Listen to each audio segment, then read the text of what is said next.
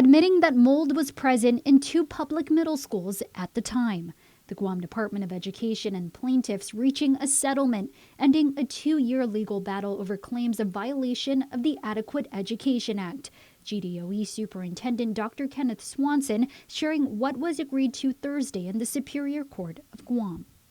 That was a more complex case than the last point that the plaintiff wanted to make, was that there was mold in the school.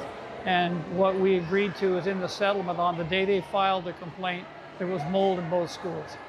As KUAM previously reported, the case was filed back in 2023 when 2 GDOE students with disabilities, one at Ocean View Middle and the other at Agata Johnston, reported respiratory issues due to mold and a lack of a certified teacher on 64 occasions, respectively.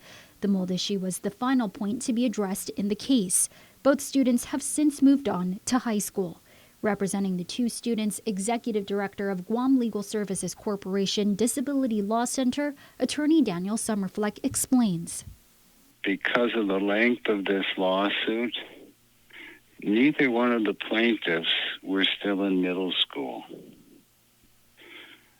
So we no longer had a very good ability to seek injunctive relief if they're no longer attending those schools. So what we came to an agreement with was not for injunctive relief, but was toward declaratory relief.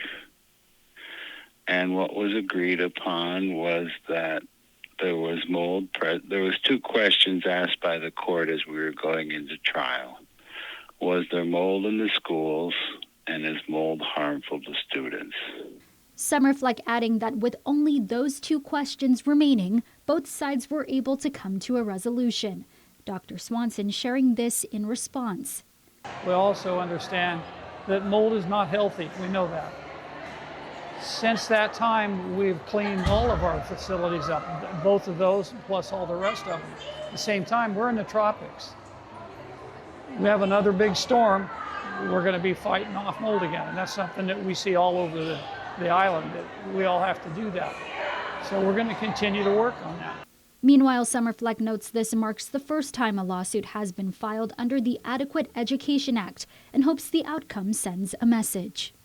I think it shows to them that they do have exposure. It shows to the Department of Education and hopefully to everyone out there that there are certain obligations in education.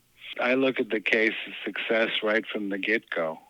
Right when we started suing and talking about the 14 points of the Adequate Education Act, it certainly raised awareness amongst the board and everyone else that you need to start following laws.